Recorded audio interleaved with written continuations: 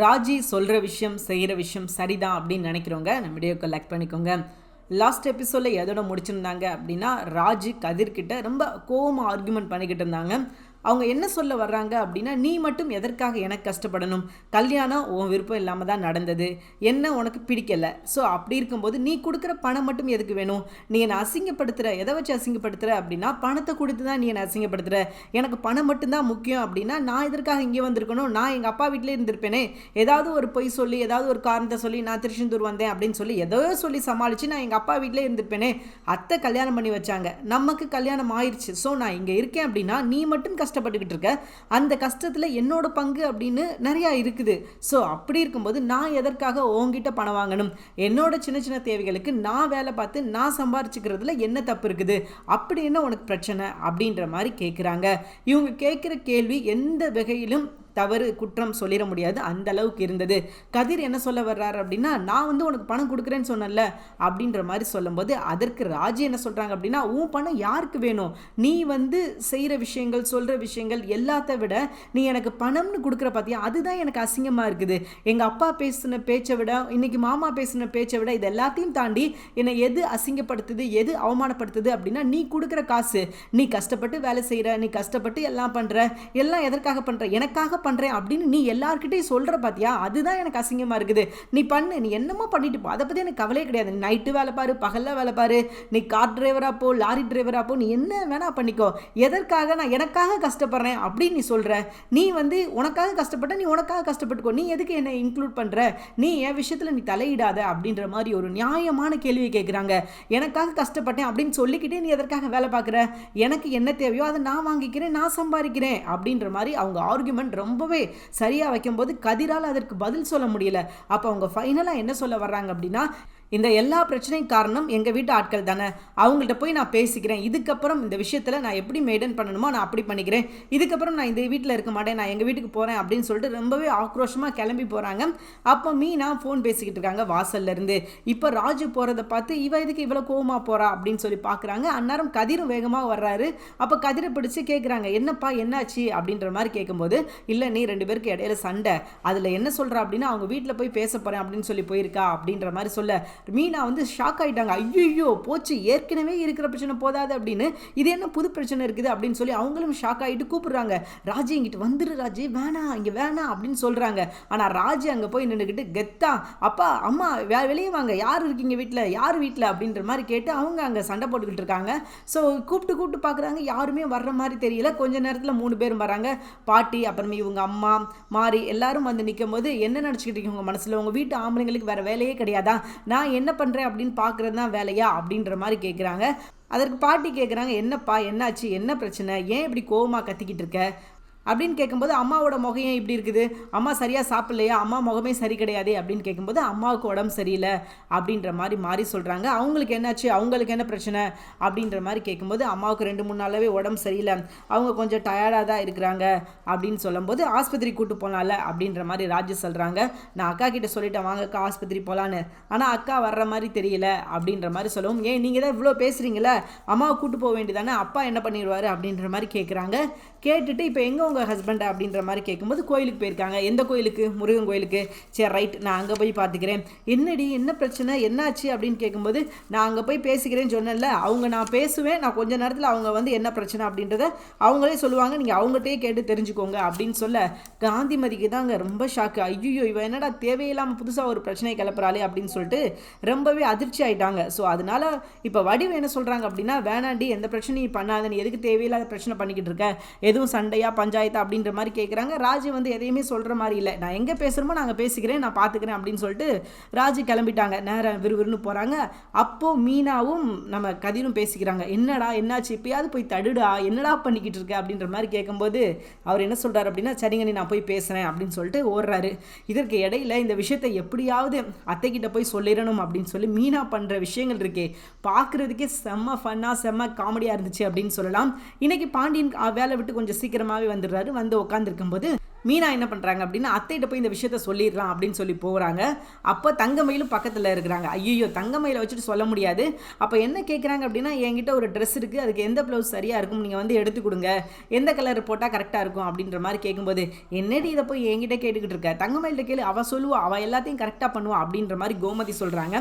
அப்போ மீனா இருந்துக்கிட்டு, இல்லத்தை இந்த வீட்லேயே உங்களுக்கு தான் இதில் ரசனை ஜாஸ்தி அப்படின்னு பேசுகிற விஷயங்கள்லாம் எல்லாம் செம்மையாக இருந்துச்சு சொல்லலாம். ஏண்டி இப்படி உயிரை வாங்குற அப்படின்னு சொல்லிட்டு, சரி நான் வரேன் அப்படின்னு கோமதி ஒரு வழியாக கிளம்பிட்டாங்க. கிளம்பி போகும்போது பார்த்தீங்கன்னா பாண்டியன் வந்துட்டார். பாண்டியன் வந்து இன்னைக்கு கணக்கு புத்தகத்தை எடுத்துகிட்டு வாங்க, எனக்கு ஏதோ டவுட்டாக இருக்குது அப்படின்ற மாதிரி கேட்குறாரு.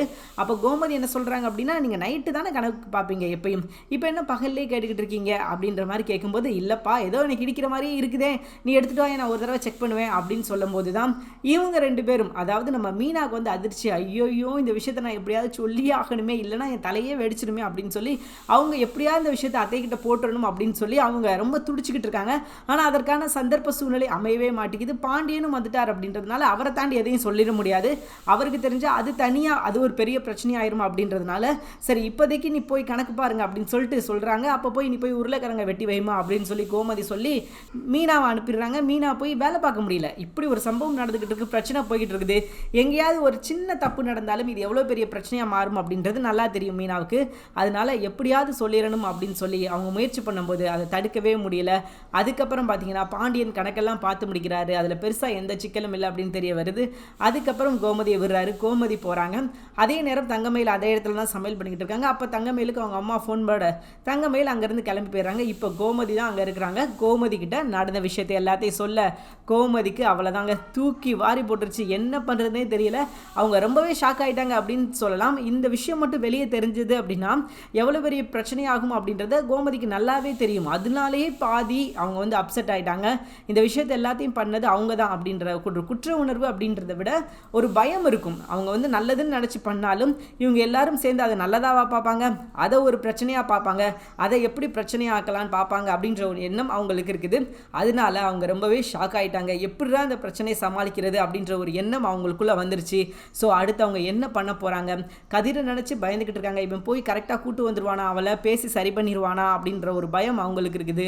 அங்கிட்டு பார்த்தீங்கன்னா கதிர் வந்து ராஜுக்கிட்ட போய் கெஞ்சிக்கிட்டு இருக்காரு.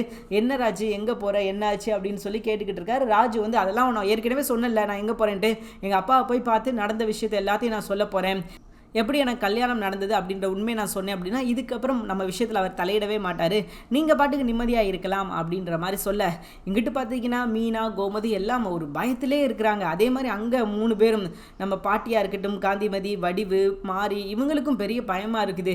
இது என்னடா புது பிரச்சனையாக இருக்குது, இப்போ தான் கொஞ்சம் பிரச்சனை இல்லாமல் போய்கிட்டு இருந்தது, மறுபடியும் ஒரு பிரச்சனை வந்துருச்சு, இது வந்து வேற எங்கேயாவது கொண்டு போய் விட்டுருமா அப்படின்ற ஒரு எண்ணம், ஒரு கவலை அவங்களுக்கு இருக்கிறதுனால அவங்களும் பயந்து போய் தான் இருக்கிறாங்க. நாளைக்கு இதுவே ஒரு பெரிய பிரச்சனையாக வந்துருச்சு அப்படின்னா ஏற்கனவே 2 குடும்பத்துக்கு இடையில இருக்கிற பஞ்சாயத்து அப்படின்றது ரொம்ப பெரிய பஞ்சாயத்து. ஸோ அப்படி இருக்கும்போது புதுசாக எதுக்குடா இந்த பஞ்சாயத்து அப்படின்ற ஒரு எண்ணம் அவங்களுக்கு இருக்க தான் செய்யுது. அதனால அவங்க என்ன பண்ணுறாங்க அப்படின்னா நினச்சி கவலை தான் பட முடியும், அவங்கள அதை தாண்டி அவங்களால எதுவும் பண்ண முடியாது. ஸோ அவங்க கவலைப்படுறாங்க, கவலைப்பட்டு உட்காந்துருக்குறாங்க. இங்கிட்டு பார்த்தீங்கன்னா மீனா கோமதி அதை விட ஒரு மடங்கு அதிகமாகவே பயம் அப்படின்னு சொல்லலாம். ஏன்னா இந்த விஷயம் தெரிஞ்சிச்சு அப்படின்னா ஆக்கம் ஊக்கம் எல்லாமே யாருன்னா கோமதி தான். ஸோ அதனால அவங்களுக்கும் கொஞ்சம் பயம் இருக்க தானே செய்யும், அவங்க பயம் இருக்குது. ஸோ அதே மாதிரி அங்கிட்டு ராஜுவும் நம்ம கதிரும் உட்காந்து பேசிக்கிட்டு இருக்காங்க. என்னதான்ப்பா பண்ண போகிறேன், உனக்கு என்னதான் பிரச்சனை அப்படின்னு சொல்லிட்டு ராஜுகிட்ட வந்து கேட்குறாரு. என்னப்பா நான் பண்ணணும், நான் என்ன பண்ணால் நீ என் கூட வருவ அப்படின்ற மாதிரி கேட்கும்போது, இப்போதைக்கு எனக்கு குடிக்கிறதுக்கு தண்ணி வேணும் அப்படின்னு சொல்கிறாங்க நம்ம ராஜு. உடனே ஓடி போய் தண்ணிக்கே நான் வாங்கிட்டு வந்து கொடுத்ததுக்கப்புறம் தண்ணி குடிக்கிறாங்க. குடித்ததுக்கப்புறம் இப்போவாது சொல்லு உனக்கு என்னதான் பிரச்சனை அப்படின்னு கேட்கும்போது ராஜு என்ன சொல்கிறாங்க அப்படின்னா, நான் சொல்கிற மாதிரி நீ செய், இதுக்கப்புறம் நீ வேலை பாரு, நீ வேலை பார்க்கக்கூடாதுன்னு நான் சொல்ல மாட்டேன், அது வந்து ஓ விருப்பம், நீ நைட்டு வேலை பாரு, பகலில் வேலை பாரு, தூங்கிட்டு வேலை பாரு, தூங்காமல் வேலை பாரு, அதை பற்றின எனக்கு கவலையே கிடையாது. ஆனால் எனக்காக வேலை பார்த்தேன் அப்படின்னு சொல்லி யார்கிட்டையும் சொல்லக்கூடாது, அது போக எனக்கு என்கிட்டயே நீ சொல்லக்கூடாது அப்படின்னு சொல்லி ரொம்பவே ஸ்ட்ரிக்டாக சொல்கிறாங்க. ஏன் சொல்லக்கூடாதுன்னு நான் சொல்கிறேன் அப்படின்னா, நீ கஷ்டப்பட்டு வேலை பார்க்குற, நான் இல்லைன்னு சொல்லலை, நம்ம கல்யாணம் விருப்பம் இல்லாமல் நடந்தது, என்ன உனக்கு பிடிக்கலை, என்ன பிடிக்கலை அப்படின்றதுனால நீ எனக்காக வேலை பார்க்கணும் அப்படின்ற அவசியம் உனக்கு இல்லை. ஆனால் நீ என்ன சொல்கிற, நான் எல்லாருக்கிட்டையும் நான் அவளுக்காக தான் கஷ்டப்படுறேன், அவளுக்கு பணம் தேவைப்படுது அப்படின்னு நீ சொல்கிற, அப்போ எனக்கு எவ்வளோ குற்ற உணர்வாக இருக்கும், நீ எல்லா விஷயத்தையும் பண்ணிவிட்டு எனக்காக பண்ண அப்படின்னு சொல்கிற, ஆனால் அது என்னால் ஏற்றுக்க முடியாது, முத்துவேல் என்னை அப்படி வளர்க்கலை அப்படின்னு சொல்லி அவங்களும் அவங்களோட அப்பாவை பற்றி அந்த இடத்துல பெருமையாக பேசுகிறாங்க. சரி இப்போ நான் என்ன தான் பண்ணணும், நீங்கள் கண்டிஷன் போடுற அப்படின்னு சொல்கிற, நான் என்ன பண்ணணும் அப்படின்னு கேட்கும்போது, ஒன்று நீ வேலை பாரு, நான் வேண்டானே சொல்ல மாட்டேன், ஆனால் எனக்காக வேலை பார்த்தேன் அப்படின்னு சொல்லி எங்கேயும் நீ சொல்லக்கூடாது. அது போக நான் டியூஷன் எடுப்பேன் அப்படின்ற மாதிரி சொல்கிறாங்க. டியூஷன் எடுக்க போறியா? இப்போ தான் இந்த பிரச்சனை போய்கிட்டு இருந்தது, பாத்தியா நான் இதே பிரச்சனையை நான் சொல்லியிருந்தேன் அப்படின்னா உனக்கு தெரிஞ்சிருக்காது. நான் மறுபடியும் டியூஷன் எடுக்க தான் போவேன். அது வந்து மாமா கிட்ட பர்மிஷன் வாங்குறேன், சொல்கிறேன், சொல்லலை அப்படின்றது அது ஏன் டிபார்ட்மெண்ட், அதை நான் பார்த்துக்கிறேன். ஆனால் நீ அந்த விஷயத்தில் தலையிடக்கூடாது, உங்கள் அப்பா கிட்ட அதை நான் பற்றி பேசிக்கிறேன் அப்படின்ற மாதிரி சொல்கிறாங்க.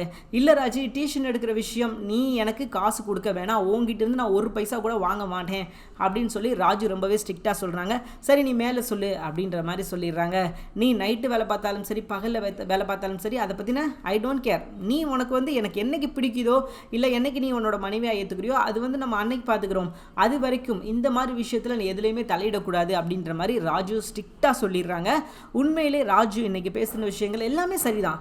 ஏன்னா இவர் வந்து கஷ்டப்பட்டு வேலை பார்த்தேன் அப்படின்னா வேலை பார்த்தேன்னு சொல்ல மாட்டேங்கிறாரு. நான் ராஜுவுக்காக தான் வேலை பார்த்தேன், ராஜிக்கு வந்து பணம் தேவை, ராஜிக்கு பணம் கொடுக்கணும், ராஜிக்கு வந்து அந்த செலவு இருக்குது, ராஜிக்கு வந்து இந்த செலவு இருக்குது அப்படின்னு சொல்லும் போது தான் ராஜு அந்த இடத்துல வந்து ரொம்பவே டென்ஷன் ஆயிடுறாங்க.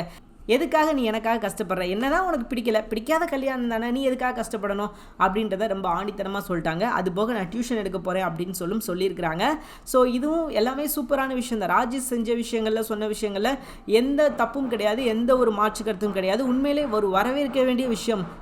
அதனால் ராஜு எடுத்த முடிவை கண்டிப்பாக நம்ம பாராட்ட தான் வாங்கணும். இது ஒரு சூப்பரான முடிவு அப்படின்னு சொல்லிட்டு. ஸோ இப்போ வரைக்கும் பார்த்திங்கன்னா நம்ம தங்கமயில் கதைக்குள்ளே வரல, எங்கே என்ன பண்ணிக்கிட்டு இருக்காங்க அப்படின்னு சொல்லி தெரியல. சீக்கிரமே தங்கமயிலோட கதை தாங்க வரப்போகுது. அவங்க மாற்றுறதுக்கான நேரம் கிட்டத்தட்ட நெருங்கி கைகூடி வருது அப்படின்னு சொல்லலாம். இதுக்கப்புறம் தங்கமயில் தப்பிக்கிறதுக்கான வழி அப்படின்றது ரொம்பவே கம்மி தான். அவங்களே நினச்சாலும் தப்பிக்க முடியாது.